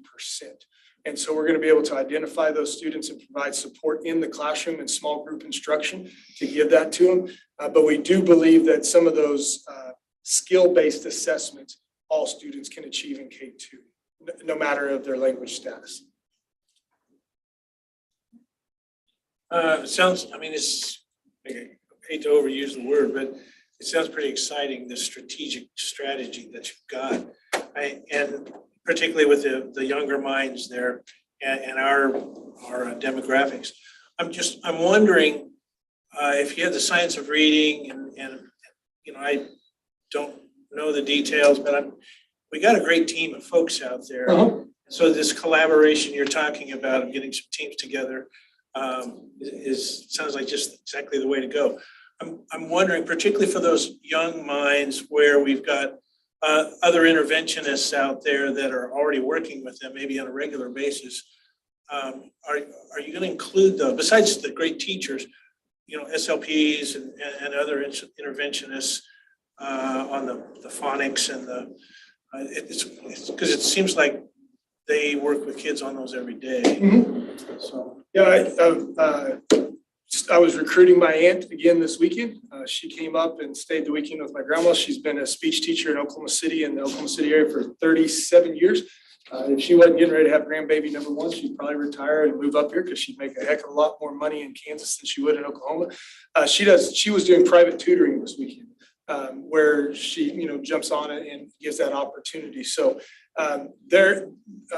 our interventionists, speech language pathologists have a lot of skill in understanding how that science of reading works. We're probably going to reach out to them to see what resources they know that is available. The one concern that we would have they will be a part of our discussion, but just let me put it that way, is having a resource that a general ed teacher can put in place in front of 25 kids, because we're looking at a core tier 1 kind of product that we want. Working one-on-one or one-on-3, they're like some of the products are very amazing in that because you have the opportunity to work in smaller groups. We're thinking about this 25 kids. What we are really going to reach out and lean on them is what we call the scope and sequence of skills. I didn't realize this, but the most research right now says start teaching the first letter and first sound you should teach is M, like in mother. I didn't know that. I found that out on Friday. So that's where I'm going to have to reach out and we're going to have to lean on our experts to help us understand what scope and sequence of skills that we need to teach to make sure that it fits with whatever curriculum or whatever resource we look at. The reason I brought that up, I appreciate that comment, is that I've seen this thing where there's these pictures of how the child's forming the mouth or whatever it is, W or whatever. Well, a picture is one thing, but that sort of, this is what works for the W would be something that SLPs, for example, you brought up, could bring in there. Because of course, the worst thing you want to see is for someone in the general classroom to say you do it this way, and the SLPs are saying, no, you do it this way. Right. So we started with a little bit of a pilot program across the street here at Jenny Wilson. It's called a sound wall. So we have it going in both first grade classrooms right now. But the sound wall works with what does the mouth do when you make the letter? What does the air in your mouth or nose do at that time? And then if you press on your throat slightly, can you still make the sound or not make the sound? So it allows kids to understand how the physical movements of their throat and their mouth help form the That's sounds. the example actually I was thinking of. You can have things going this direction, Right. even in that school and that soundboard. Right. So, And so Mary Jane White, who's our instructional coach over there, she was she's been a consultant. She's been kind of helped write curriculum for things like this. And this is something she's introducing with them. And right now we're seeing some good results, but it's one of those kind of, we want to try it in a very tight environment before we look at expanding it. Because it's, you sit there and say, you have the kids put the hand in front of the mouth and you say the letter and do they feel air or not? So then they can look at the sound wall and see, what sound they may be making. So it's pretty cool. A lot different in the day than back in my day when you didn't say it right, you got slapped upside the head. I got a pretty good indentation in the back of my head from teachers all those years ago. This is fabulous goals. I mean, 80%. And I think, I'm not sure they're really, they are goals, but I think those are expectations of how we build success for later. And I think they're realistic. I think what we don't have is some of that data we can't go back and get from last year, because once that testing window is over with, you have a certain amount of time to pull it out. So my goal is I'm going to keep a running tally of these data sheets. I did luckily have one coach, instructional coach I was visiting with earlier today, kept her those data sets from last year. And at the building she was at, her third graders they were 90-some% on word segmenting, and they were at about 60 to 70% on fluency. Plus they started out as fourth graders this year, they're at 66% fluency. So it maintained itself pretty well. So I'm just hoping we can track it. I would say those are also expectations of what we know we need to do to be successful. And they are very attainable. So you mentioned, you were talking about a foundation. I noticed you talked about a shortfall in performance. Really goes back to a kind of a foundational issue that it's just that margin carries forward as they move forward. Can you just talk a little bit more about that? Maybe dive a little deeper into that. So we would have to do a little more data mining to actually prove that hypothesis a little bit deeper. But what we believe is that we're getting about 40 to 50% of our kids by the end of third grade are reading fluently and on grade level at that point in time. And then from there, those same students, it's the same 50% in fourth grade, in fifth grade, in sixth grade, that we're not really gaining and pulling kids into that next level because they got the foundation at the beginning and they were able to increase their reading skills as they go on. Students that were missing some of those foundational skills, we feel like they're still missing those reading skills as they get older. And so I don't have any true hard data sets that I could point to at this time. It's a working theory, but it's rooted in some good conclusions and correlations that the data sets just seem to stay pretty stagnant. And so when it seems like they're stagnant, we dive a little bit deeper into the beginning parts. And when we're getting these same kids test after test are scoring at the same levels, it's kind of showing that those kids, they already had it or they gained that learning a little bit quicker and easier than the students that didn't. And so to kind of go back to Dana's point a little bit, this structured literacy approach will almost assuredly reach our non-English speakers and our students with reading difficulties early in life quicker. And so we'd be able to get them on that reading pathway at a much higher level earlier. Again, I apologize, I don't have hard data to point to. It's just a working theory of that gap just doesn't seem to close, but it doesn't seem to grow that much either. It just stays pretty stagnant. When the students that are below grade level, they start to get interventions and maybe get on IEPs, what's changing for them? What kind of instruction, or what are they getting that's different when they're in those intervention times or through that individual learning plan they have? Yeah, great question. A lot of it will be a repeat of what they're getting in core one. And then the second step of that would they need to be working on specific skills that they're missing. So they may be missing the CK blend at the end of a word. And so they're going to just practice that until they get it, and then they'll move on to the next skill. And so in the interventions and in an IEP, they should be getting some more 1-on-3, 1-on-5 one-on-one type work on specific skills. When we don't have a strong foundation in place in our structured literacy block, our intervention groups get a little bit too big to actually have as big of an impact as we'd like to see.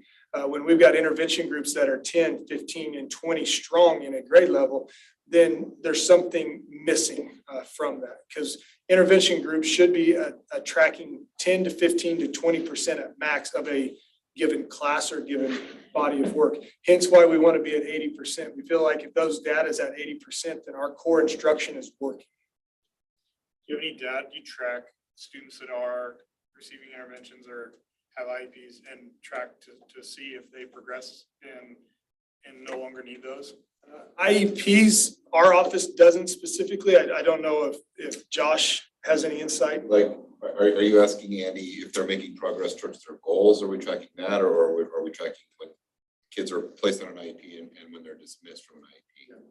The placed on IEP and then are dismissed from it because they're no longer. I don't know that I have hard data for that. We do see we're seeing a lot of our kiddos as they're getting older, they're getting some of those foundational skills. They still need some support, but maybe they don't need the individualized instruction anymore, and so they just need the accommodations. And so the past couple of years, I have seen us move more of our kiddos from IEPs to 504s, where they just need the accommodations. But I don't have those numbers. I could get them, but I don't have those off the top of my head. I guess my question was not necessarily what the data is. Do you actively track that and monitor that performance improvement? Is that something the district does? You guys keep that kind of to track the effectiveness of? Yeah, so part of that is our like in not to steal Jason's thunder, but part of that is like in the special education world. That's why we have the annual IEPs. And so if we're seeing kiddos that aren't making progress, then we need to do something different. And so we'll change goals. We'll look at doing things differently. And so a lot of that is collecting that data. You know, we always set a baseline. So whatever that goal is, and so maybe it is working on like CVC words. And so right now, you know, the baseline is they know, you know, they're able to identify 20% out of a set of words. And so our goal is to get them to 80% within the year. And so if we get to that point and they've only made 50%, then we need to figure out what they're missing and go back. And obviously too, if their goal is 80% and 6 months into that gig, they've already hit 80%, then we don't need to keep going on that. We need to have another IEP meeting to update the goals and put new goals in place for the kiddos and keep them moving along. We do track the intervention data. So for students that are not on an IEP and that are in an intervention, they get what's called progress monitored. So that's either weekly, every other week, or monthly. They take another kind of short little exam or test. A lot of times it's based on the skill that they're working on, and then we track that. Once they have either 3 if it's every other week, or 6 if it's weekly data points that is now above the benchmark trend line, then they are exited out of interventions. And I would say we probably exit between 5 and 7% per year. That's not, you know, it's not a big number, but sometimes we're dealing with some skills that we have to really step back quite a bit to provide that support in doing that. Again, we feel like as we're really focused on in K-12 this year, getting literacy and text in front of kids and getting that opportunity to just practice reading more and more and more and more. And we feel like that will have an ancillary benefit to this as well. But it will also, if we can increase our foundations in structured literacy and increase our ability to teach literacy in grades 3 through 12, the need for interventions we hope to reduce. And then the students we have actually in there are the ones that are in desperate need of some support, that are needing it, and we can work on with smaller groups and get a larger success rate. No problem. So just from Annie's question made me think of just in terms of interventions, and I'm sure I don't expect hard data, but maybe just off your head information. What percentage of kids get interventions that have an IEP versus kids that don't, that just might have some of these, you know, have missed some of this foundational stuff that you're talking about? So every student that has an IEP has a different set of rules than students that don't. So the students that have IEPs, they have specific minutes that they get either assistance in the classroom or they're pulled from different times to work on their individual goals. Students that are not on an IEP, that would be what we would call below benchmark. They would have what we would call at least an extra 20 minutes a day of intervention focused on a specific skill that they have. So Mark, Jackie, and John may have this is the skill that the screening intervention report identified they need. So they're working on that specific skill and they're in that group. The four of you may have a different skill and working on that. So they are identified with what skills are missing, because it's not a linear path of always, I take step one and then step two is next. I may have step two, but I'm missing step one and step five. So I'm going to work on step one and get that. And then I'm going to work on step five. So it's based on the data telling us, but whether it be 43 or 53% of our students right now in K-12 should be getting intervention. The high school and the middle schools, it looks a little bit different because they are only taking their high-risk students at this time. So I'm going to have to guess, that probably accounts for 10 to 12% of that 53. So about 40% of our students K-6 probably are in some sort of intervention at this time.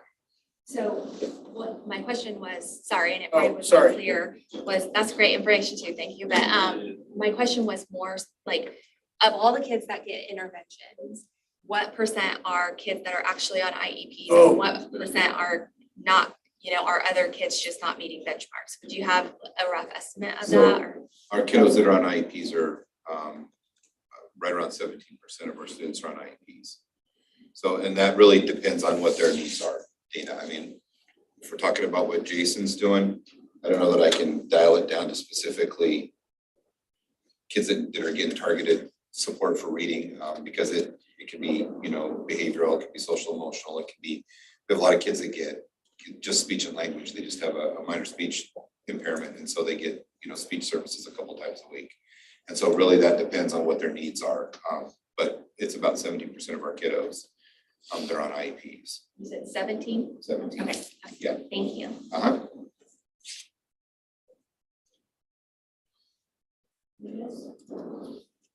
Hey, thanks, guys. Thank you. Thanks. And that number changes, Dana, I would say, honestly, daily, as we staff in new kids and dismiss kids and things change, but it usually stays right around 17%.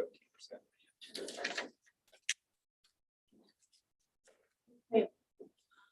Unfinished business, the plant facilities. Bid for the 3/4 ton pickup.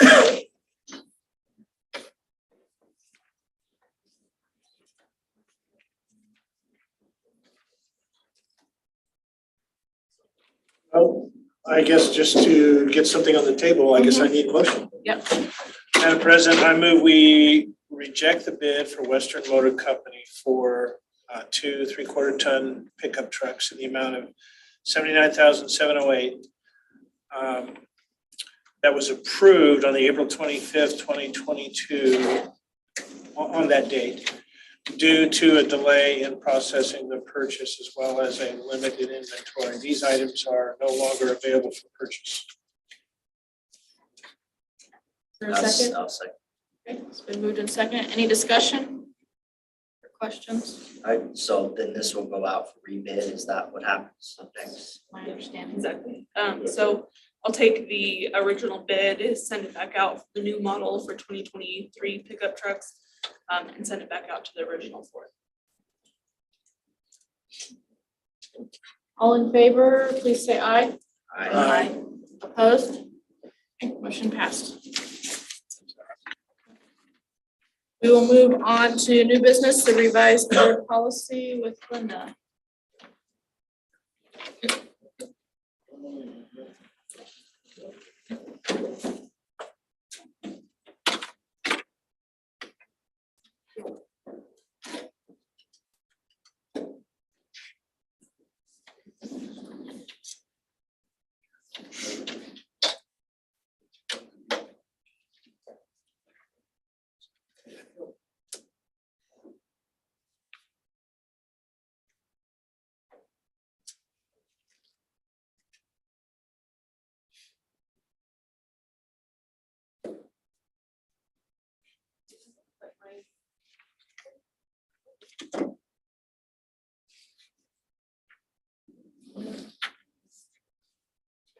So, the board policy that I was gonna bring before you, or I was just gonna show it up there, is instructional arrangements. And this is catching up policy or practice with policy, if you will.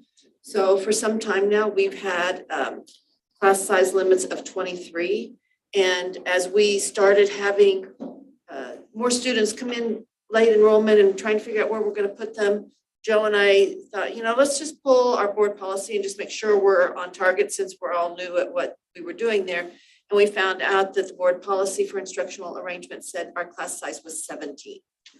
So when it was switched over some years ago from 17 to 23, an increase, the board policy didn't get changed with the new practice, if you will. So what we've done is change those numbers. There are a couple of revisions in there and we merged it all together. I contacted KASB and then sent it to Jennifer Cunningham.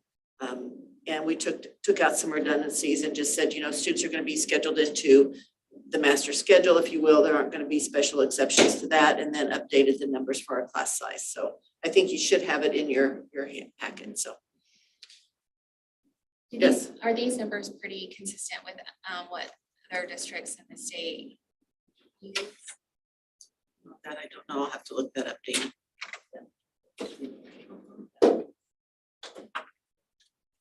We've had 23 and then 27 as it gets, older for several years now. And then the principals, we can call the principals and say, would you be willing to pull in a couple chairs and add? So we've had to do that this year to fit a couple kids in or to keep families together if we could.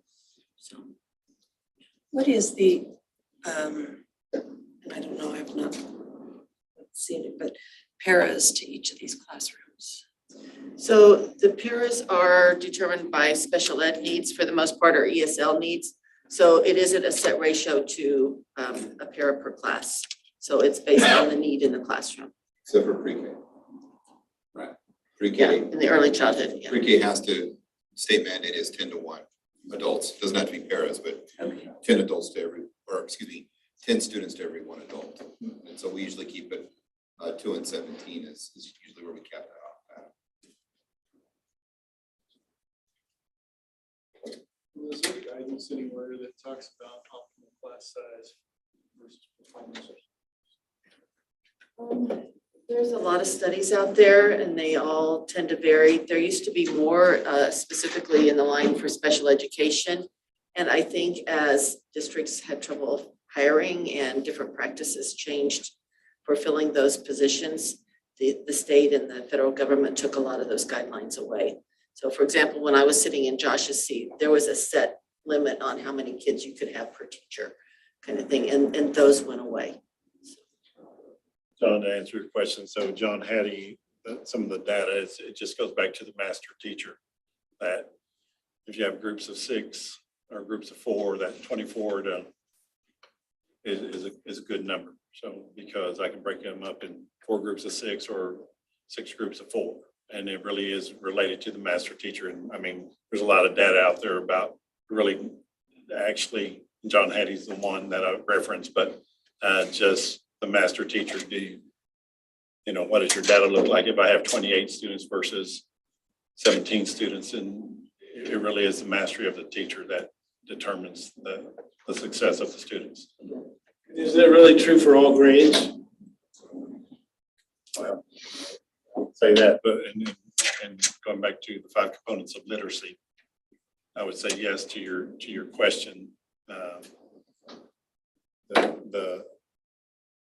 If I'm a master teacher, can I break them up into groups? Can I do my, corners activities and all that, and then be able to navigate it with, kinder and first and second? Theoretically, yes, because we've been in those classes. So anybody can disagree with me for sure, but that's just the foundational components of it. If the literacy's there and bumping it up to 45 to 50 minutes of the reading, that's double. So anytime you're getting double the reading, if it's on the curriculum's right and the instruction's right and the instruction and assessment are correct, that is still goes back to the master teacher. That's what I would say. So, but there's no hard number anymore. It was Linda just said, but that's kind of where we're at as far as 2022, 2023 academic years. Well, I know in the high school, not only do you have some of your variables you just talked about, but you also have just the master board of scheduling. Right. And when you have popular classes and, I mean, so sometimes we've gone into 30s, I think, on some of those classrooms. And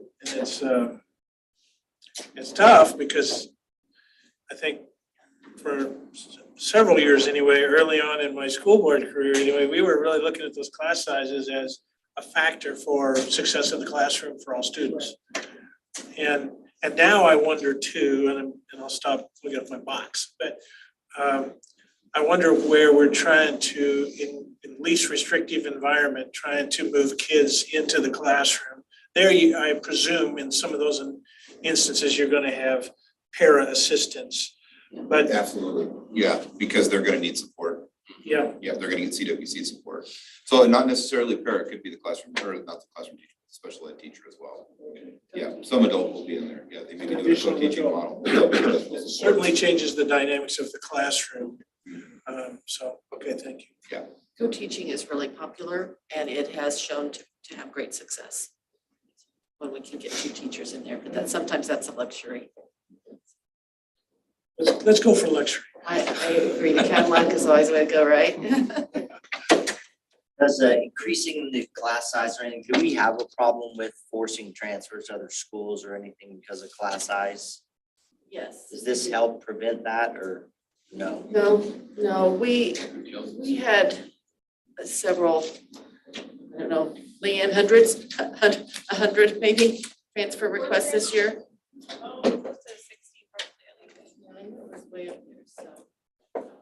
But we were, unless a class was full or a building was full, we were able to honor the majority of those requests. But you're right, some schools do fill up, and so we use that 23 per class. So you request a transfer to 4th grade at Jenny Wilson and they're full, then we're gonna tell you no. But we did have to force transfer some students this year. Yes, we did, yeah. So the border students went exceed over the 23, and so we had to force some out as well, so. Dan, you made a point about asking if other districts, what their data is. Part of House Bill 2567 is we're gonna have to publish that for every class to know whether people can bring their, because of required open enrollment now statewide. So every school district's gonna have to publish their class size and what their allotment is. So they know if we're listing at 23 times how many ever sections we have, and we've got 5 openings, by law, we're gonna have to allow people to come into our district at that number. So that's something that's coming down the pipe too. Interesting. But at the same time, that published data then sort of reveals the districts that are 10, 12 students per class. Yeah, what they're gonna actually just publish is what their max class size can be. And then a teacher can come in, or not teacher, a parent can come in and request someone that lives 30 miles away, 60 miles away, whatever, instead of living in district, they can come in and say, I want to attend USD-457. They would request an enrollment. We would say, do we have a space or not? And if you don't have space based on what you said is your class size limits, then you can say, no, we're full. If not, you'd have to say, yes, we can take you. So this needed to be updated in part to implement that. Yeah. We're gonna have to be in compliance with that law by start of next school year. This is a first read. It'll be on the consent agenda if you don't have any questions. Okay,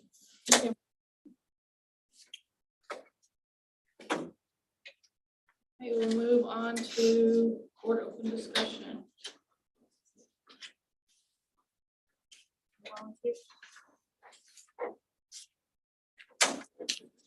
I'll start. Well, I apologize for being late. Tonight was the tennis banquet and I cannot miss things for my senior, so sorry, but family takes Takes the top seat. So girls tennis finished off well. We had one person medal, Olivia Palmer, in singles at state. So that's a pretty big achievement. None of the other girls were able to get to second day, but they played hard and had a good, they've had a good season overall. We had probably a record number of kiddos go out for high school tennis this year. I think they said like 45. So that's a good number. So yeah, so that's good on the tennis front. I'm sure you all were waiting to hear that update. Randy, you have any? I'm just I'm proud of everybody, all the work that's done, the Crystal Apple nominees, the athletic sport, the football team. I mean, there's just great things happening all over.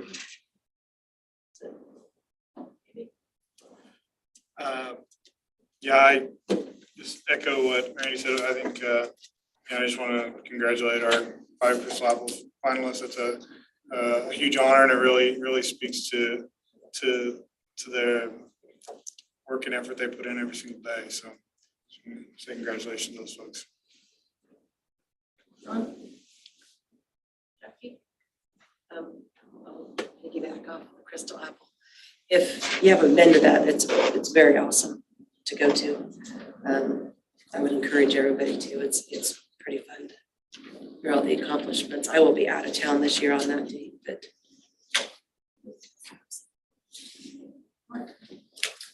not a whole lot. I'd say it just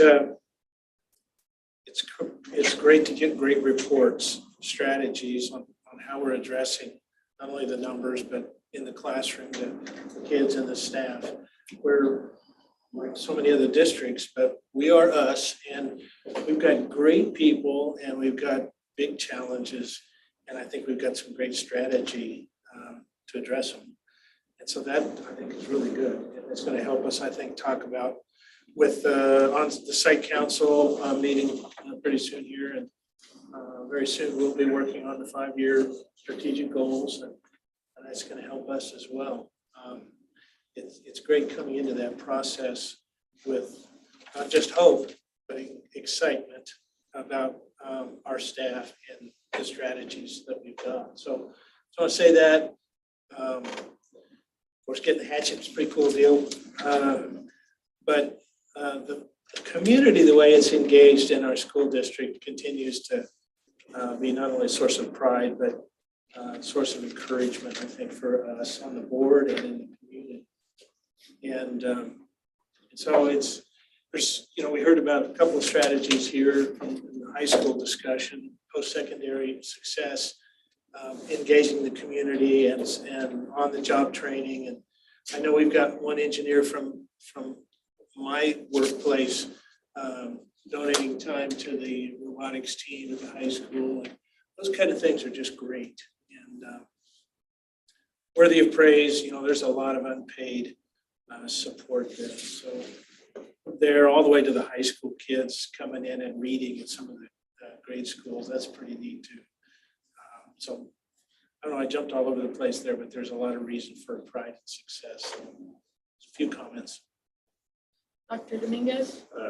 Well, absolutely. The Crystal Apple finalists is huge, and it's always going to be huge that we have that type of caliber of staff.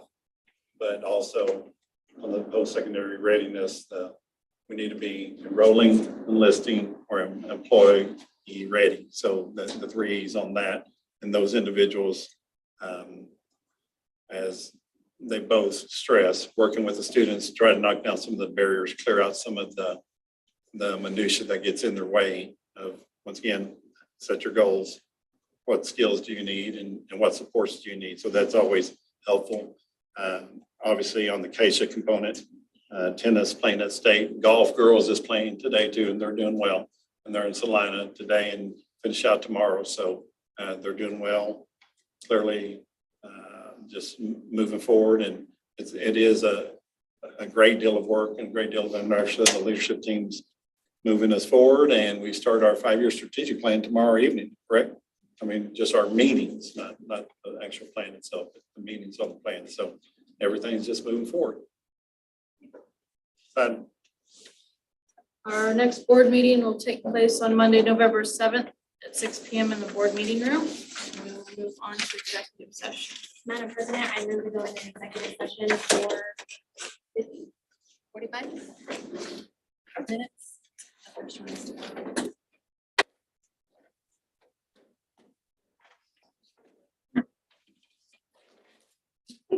I think it'll take longer, but Okay, for 30 minutes to discuss a personnel matter pursuant to the exception for matters which could be deemed privileged in the attorney-client relationship under KOMA, beginning at, do you guys need some time or 10 after? 10 after, yeah. 10 after, okay. Beginning at 8:10, and the open meeting will resume in the board meeting room at 8:40. I would like to invite Dr. Dominguez and Jennifer Cunningham to join us in executive session.